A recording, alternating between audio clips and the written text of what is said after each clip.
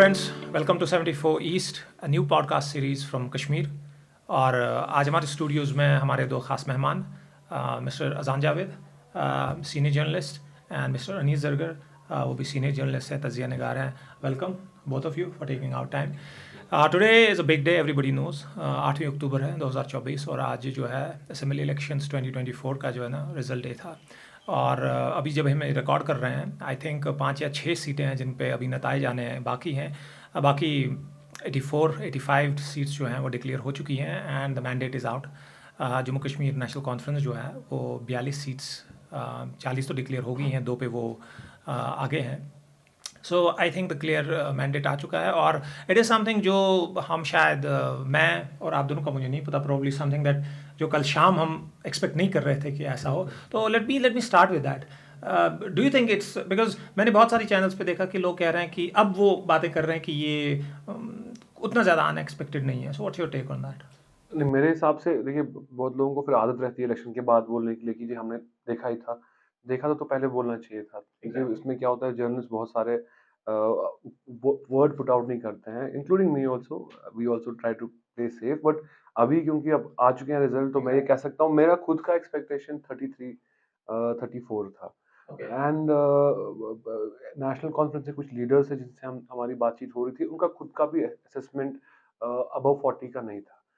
वो लोग भी इसी बॉल पार्क फिगर में थे कि 32, 31, 33 ऐसा हो, बिकॉज वो 50-51 सीट से उतरे हैं इलेक्शन में. तो उनके लिए वो अगर वो 30 क्रॉस कर लेते, it was a good success rate of more than 70%. Exactly. तो डेफिनेटली उनका 40 क्रॉस करना एनसी के लिए भी एक अनएक्सपेक्टेड परफॉर्मेंस है, जर्नलिस्ट के लिए भी है. But it's not like a very huge margin.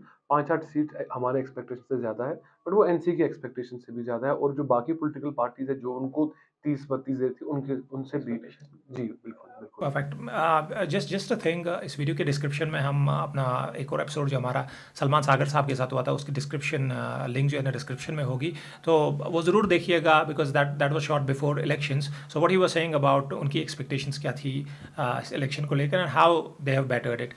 Anil sahab, now that the writing is pretty much on the wall, तो आई थिंक इलेक्शन का तो काम हो गया, सरकार बन गई. जितने भी इलेक्टोरल पॉलिटिक्स के पंडित्स गुरुज थे उनकी एक्सपेक्टेशन से कुछ ज़्यादा ही हो गया. कुछ सरप्राइजेस थे, कुछ अपसेट्स थे जो कि होते रहते हैं. But now the big thing, अब सरकार बनानी है, अब सरकार चलानी है, वो जो बड़े बड़े वादे किए गए थे वो पूरे करने हैं. What do you think is the way forward? I think मेरे ख्याल में सबसे पहले जो ब्रेक थ्रू हुआ है नेशनल कॉन्फ्रेंस के तरफ से, या नेशनल कॉन्फ्रेंस और कांग्रेस की अलायंस, काफ़ी सारे तज्जिया निगारों ने, काफ़ी सारे एनालिस्ट ने ये किया, ये मतलब ये एनालाइज किया था या ये प्रिडिक्ट किया था कि हंग असेंबली होगी. लेकिन वो एक पड़ाव पहले ही पूरा हो चुका है. तो मेरे ख्याल में ये एक बहुत बड़ा मेजर ब्रेक थ्रू है पॉलिटिकल पार्टीज या रीजनल पॉलिटिकल पार्टीज के तरफ से. तो आगे जो होने वाला है, अभी आपको पता है कि ये यूटी वाली असेंबली होगी. ये नॉर्मल जो हमारे स्टेट वाली असेंबली थी पहले, वह उस हिसाब से तो नहीं होगी. थोड़ी सी फ्रिक्शन रहेगी, जैसा हम दिल्ली में देखा है. दिल्ली में एलजी हुकूमत और जो दिल्ली की सरकार में असेंबली में जितनी फ्रिक्शंस होती है, जबकि मेजर जो सिविक रिलेटेड डिपार्टमेंट्स है वो हुकूमत के अंडर होते हैं, और जो लॉ एंड ऑर्डर जैसे है या रेवेन्यू है वो एलजी के अंडर रहता है. तो कश्मीर में अगर हम देखें अभी आने वाले समय में, एलजी जी की जो एडमिनिस्ट्रेशन है वो भी लॉ एंड ऑर्डर और रेवेन्यू के कंट्रोल उसी के, उनका कंट्रोल उसी में है. तो मेरे ख्याल में आने वाले टाइम में भी फ्रिक्शंस होंगे. कितना होगा वो देखना है, और कितना जो पॉलिटिकल पार्टी यहाँ पे अब हुकूमत बनाने वाली है, अगर वो कितना अपना असर्ट अपने आप को, अपनी हुकूमत को करेंगे, वो हमें देखना है. आई थिंक अनिल साहब, इसमें एक और, सॉरी टू कट यू, इसमें एक और चीज़ भी है कि ये जो प्री पोल अलायंस हुआ था कांग्रेस और एनसी के बीच में, I think that will also play a role because अब कांग्रेस जो सेंटर में एक बड़ा force, at least after last Lok Sabha election से एक बड़ा फोर्स बन के आई है. तो डू यू थिंक, क्योंकि राइट नाउ जो नंबर्स हैं एनसी के पास, lot of people are saying कि अब तो कांग्रेस की क्या ही सिचुएशन वहाँ उस अलायंस में होगी. वेयर अगर वो 5 नॉमिनेटेड मेंबर्स भी, कई लोग तो ये भी कहते हैं, कल शाम नॉमिनेटेड मेंबर्स को लेकर एक अलग डिस्कशन था, इस वक्त एक अलग डिस्कशन है कि अगर वो अब एनसी के साथ मिल गए तो एनसी को तो किसी और सहारे की ज़रूरत है नहीं। तो how do you see that linkage going कि जहाँ एनसी और कांग्रेस सेंटर में वो इस हुकूमत को आगे चलाना चाहेंगे? Just to add, would Congress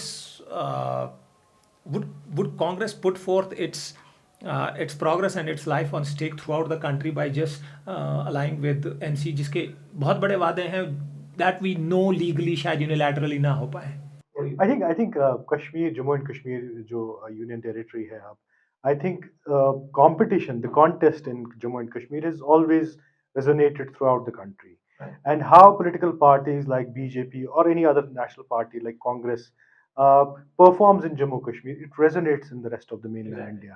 And I think Congress has, even if they have not won as much as seats as they would have, people would, its alliance partners or they themselves would have wanted to win, but it is still a force to reckon with. Exactly. And it will matter in Jammu and Kashmir. And you also have to recognize that despite Congress not winning as much as seats as they should have, it'll still matter in the alliance, because national conference they created this pre-poll alliance at a time when we may not have seen national conference coming forth with the kind of enthusiasm or maybe with the kind of confidence that they came after the pre-poll alliance. Or maybe if we can say that a lot of, if not a lot, few of those 42 seats that NC has bagged, उसमें कहीं ना कहीं उस pre-poll alliance का भी एक असर रहा होगा वो सीट्स बैक करने में. Exactly. See, Kulgam is a case in point. For example, Kulgam mein you had the alliance candidate M.Y. Tarigami. Right. And he was backed by National Conference as well as Congress Party. Right. But despite that, अभी लग रहा था पिछले एक महीने जो campaign trail हमने follow की, मैंने की, अजान ने भी की फॉलो, वहां पे लगता था कि जमात बैक जो कैंडिडेट है सैयार ऋषि, he would take a chance. मतलब he would win, he would come out as a victor. बहुत ही कम मार्जिन है, उतना भी मार्जिन नहीं है जिस हिसाब से, और ये वो बंदा है जो he comes from a political party which has been calling for a boycott of elections from the 3 decades. Right. And he doesn't have a political base. Exactly. He was working as a जो education department में एक teacher था या local tuition center में वो काम. First time इस frame में वो First time he's in the play, and the kind of competition that he has given to M.Y. Tarigami, who's backed by an alliance, Exactly. is a remarkable thing. Exactly. And you have to understand that alliances, candidates from an alliance don't necessarily lose, don't easily lose. Exactly. And his winning margin has been reduced significantly. I think that Jamaat thing that Azan, I would like to take it to you. Jamaat का I don't know, Jamaat call करना इसको या overall उस boycott, आप boycott situation और जमात को इस particular election में आपने कैसे देखा है? How did you see it happening? मेरा खुद का असेसमेंट ये है कि जमात इस्लामी के अंदर भी बहुत सारे डिवीजन है, क्योंकि सिंपली बिकॉज देखिए जमात क्योंकि बैंड है तो we are not accessible as they would be. अब इस इलेक्शन में थोड़ा खुल के बात कर रहे हैं, लेकिन बहुत सारे उनके लीडर है वो भी जेल में है या ये.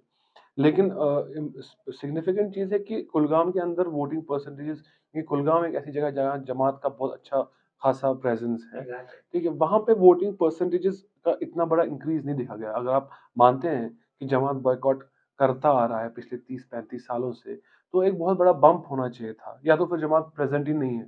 And in that case then government of India का जितना भी क्रैकडाउन है उनके ऊपर, then it is an overreaction. अगर जमात की प्रेजेंस ही नहीं है गवर्नमेंट में, तो कुछ ना कुछ प्रेजेंस है जिसके हिसाब से गवर्नमेंट ऑफ इंडिया ने उनको बैन किया है. तो मुझे लग रहा है कि उन सारे जितने उनके वोटर्स हैं, सिंपैथाइजर्स हैं, कार्डर्स हैं, I don't think all of them have voted this election. There is probably a lot of division within the Jamaat Islami as to whether they should be part of the electoral process or not. I think fair analysis. But from Jamaat, let's jump to the other poll. Umar Abdullah Saab, Farullah Saab ने already बयान दे दिया है that he is going to be the CM as we see. 2 seat से उन्होंने contest किया है, गांधरबल और बडगाम. एक वाली सीट उनको छोड़नी पड़ेगी. अभी वो श्योर नहीं रहे हैं. एटलीस्ट उनकी कम्युनिकेशन से ये तो सामने आया है कि वो पता नहीं है कौन सी सीट रखेंगे, कौन सी नहीं रखेंगे एंड अदरवाइज. सो जैसा अगर हम पिछले बयान जब से ये इलेक्शन का स्टार्ट हुआ है, if you look at Omar Abdullah, he is not coming out as someone who is completely into it या पूरा focused है. जी, रिलक्टेंट है काफी. Does he come out? Does he come across as now as would he be a reluctant Steve? I think he would be reluctant. I mean, he has shown his And reluctance sorry, all just along. to add कि जब आज 11 सुबह 11 बजे तक उनको भी नहीं पता होता कि that they would be at 42. True. So I think हाँ, बिल्कुल वो एक रिलक्टेंस तो उन्होंने पिछले 5 सालों में काफ़ी बार दोहराई है कि मैं इलेक्शन नहीं लड़ूँगा, मैं पार्लियामेंट्री इलेक्शन में उन्होंने जब लड़ा तो काफ़ी एक बहुत बड़ा सेटबैक उनको मिला। उसके बाद फिर असेंबली में कैसे उनको कन्विंस किया गया। But I think it also comes as an opportunity to be a CM at this juncture in the political history of Jammu and Kashmir. This election is a landmark election. I mean it was a landmark election. और अब जो हुकूमत बनने वाली है ये बहुत critical होगी. और इसी में अगर if Omar Abdullah has to mature, see for example इससे पहले जब वो चीफ मिनिस्टर थे काफी कंफर्टेबली वो सीएम रहे, काफी कंफर्टेबल उनकी पोजीशन थी और backed by an alliance which was there in the center.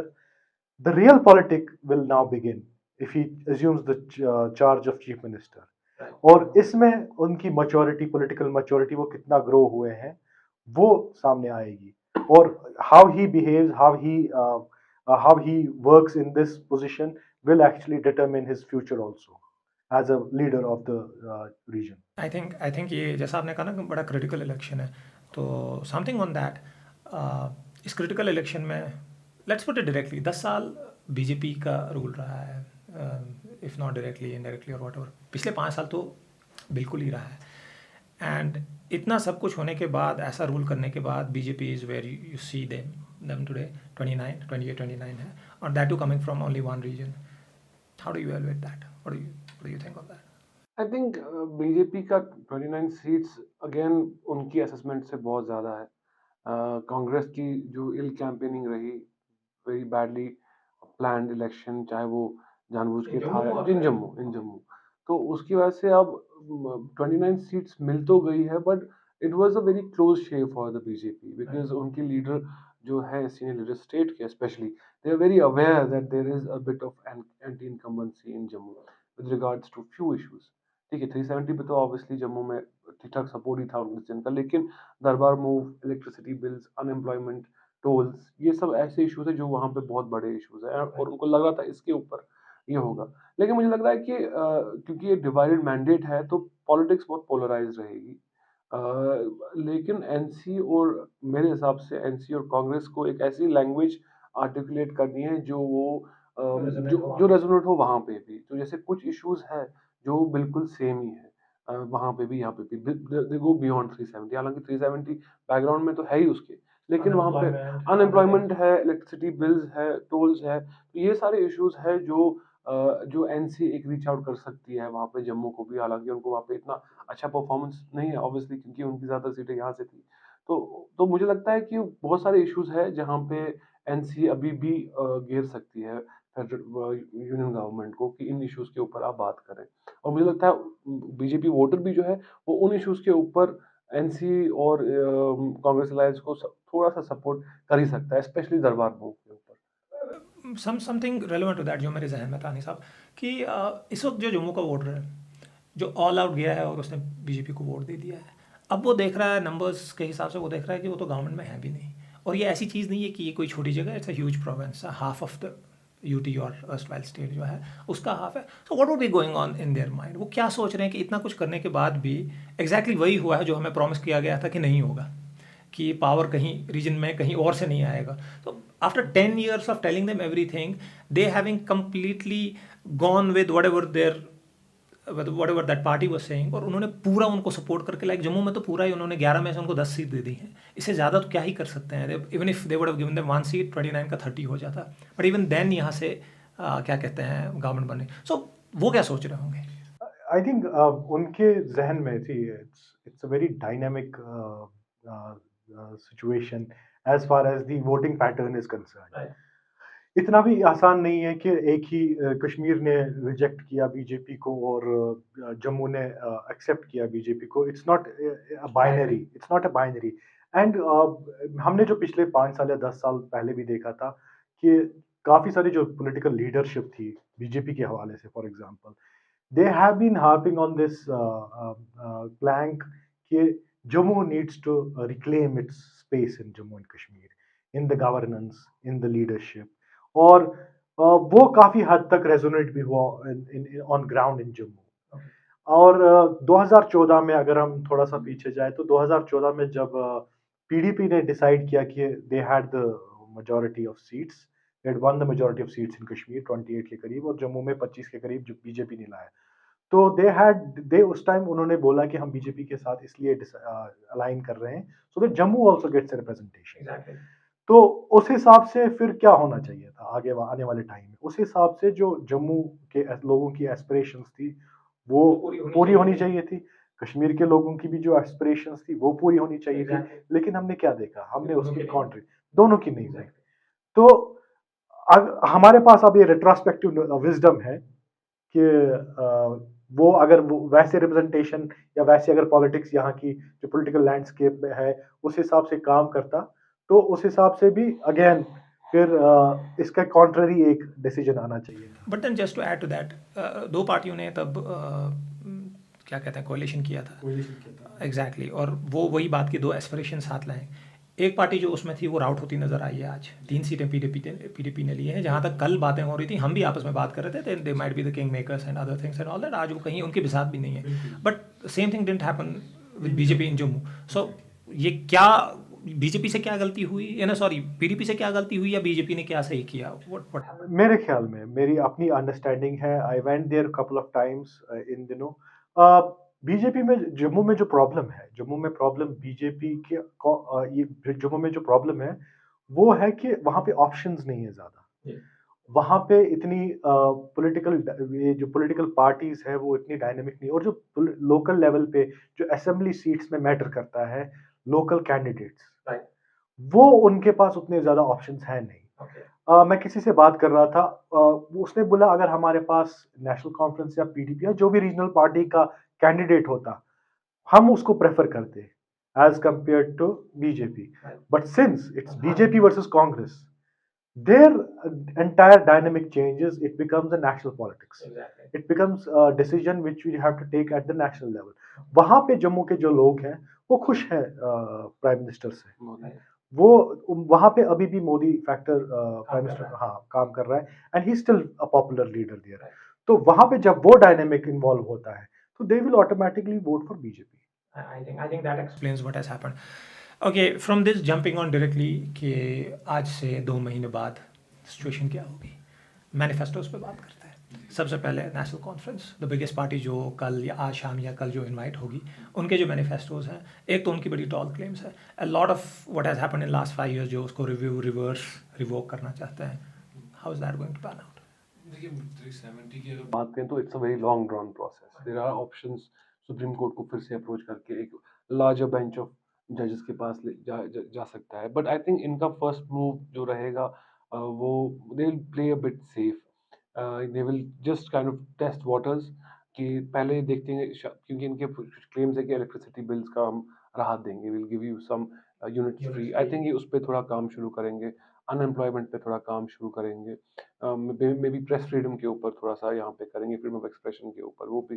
तो छोटे छोटे टेस्ट करेंगे वाटर्स, और ये देखेंगे रिएक्शन कैसे आता है। मुझे नहीं लगता है कि, हालांकि इन्होंने कहा कि हम सबसे पहले रेजोल्यूशन लाएंगे, बट क्योंकि इनका अलायंस ऐसी पार्टी से जिन्होंने 370 मेंशन ही नहीं किया है पिछले पूरे महीने में, और पिछले 5 साल में भी उन्होंने, कांग्रेस ने उल्टा ये बोला कि हम लोगों ने ही इसको वीक किया था। ठीक है, तो कांग्रेस एक ऐसी पार्टी जो 370 पे बात करना नहीं चाहती। तो लेकिन अब हमको जो इंटरनल जो गॉसिप है, या आप जो इंटरनल जो बोलते हैं विस्पर्स है, वो ये है कि there is serious consideration on article 371, जिसके अंदर बेसिकली जो आपके जॉब और लैंड राइट्स रिजर्व हो जाते हैं।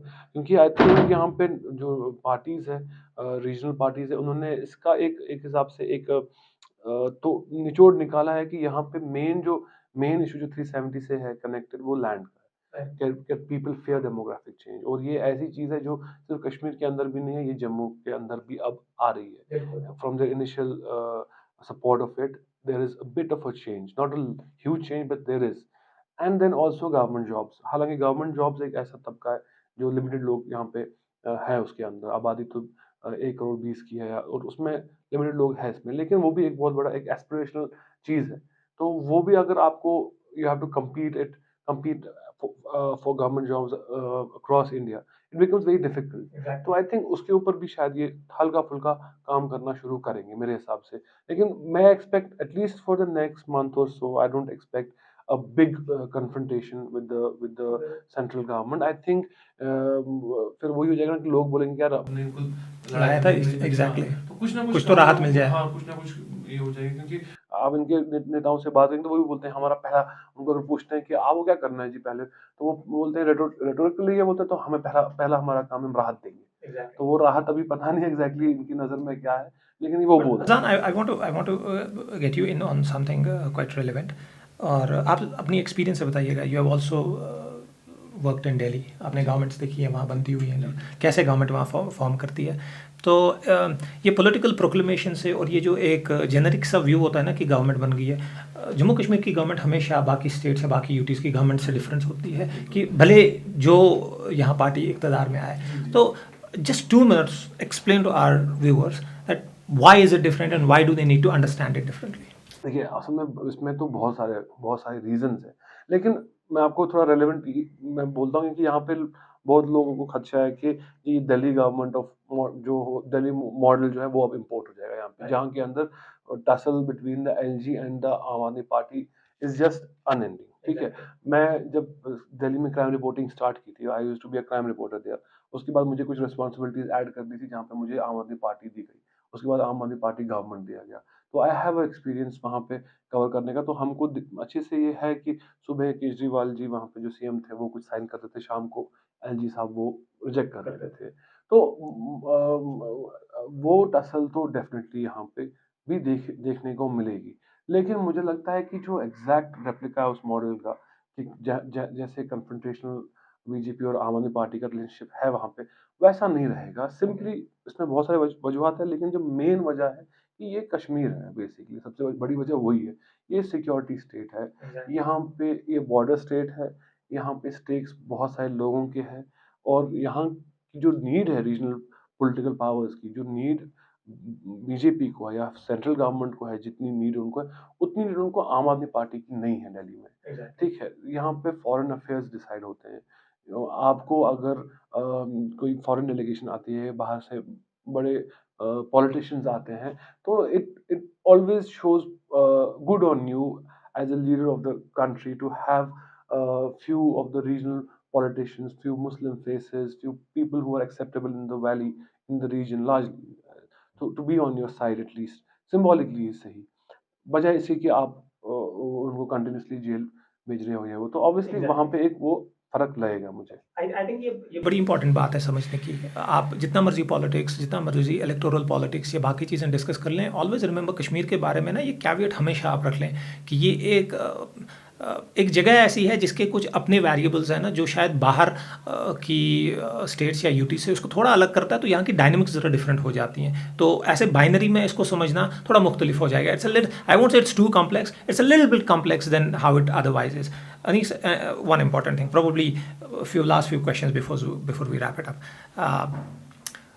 पिछले 5 साल में ख़ास तौर पे, उससे ज़्यादा भी हुआ है, दैट एलजी साहब के जो एडमिनिस्ट्रेशन है, तो मोस्टली जो गवर्निंग हुई है होती भी ऑफिसर्स के थ्रू है, ब्यूरोक्रेसी के थ्रू होती है, but at least there is some what you call some power sharing, जो पिछले 5 साल में या इतने साल में उन्होंने देखी नहीं है।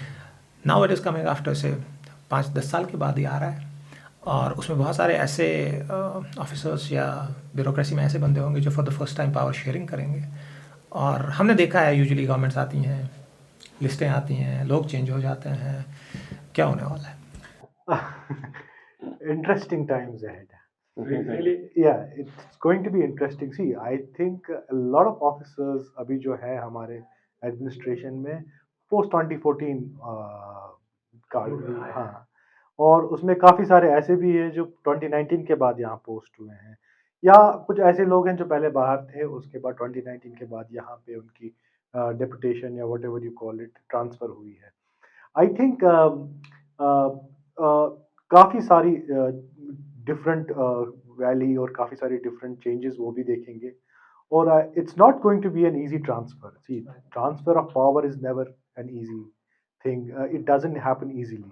यहाँ पे भी मेरे ख्याल में वही होगा, but I think people behave you know maturely, and they do it as maturely as is possible. पर हाँ, एक चीज़ और है, अकाउंटेबिलिटी एक बड़ा इशू था रहा है यहाँ पे पिछले 5-6 सालों में।